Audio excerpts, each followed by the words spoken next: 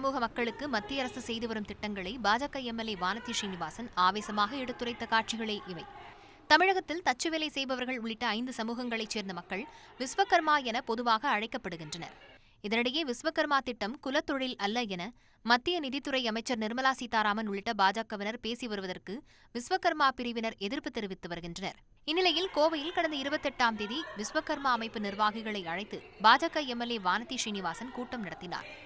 விஸ்வகர்மா மக்களுக்கு மத்திய அரசு முக்கியத்துவம் கொடுத்து வருவதாகவும் அதை தமிழக அரசு செயல்படுத்தாமல் இருப்பதாகவும் ஆவேசமாக குற்றஞ்சாட்டினார்.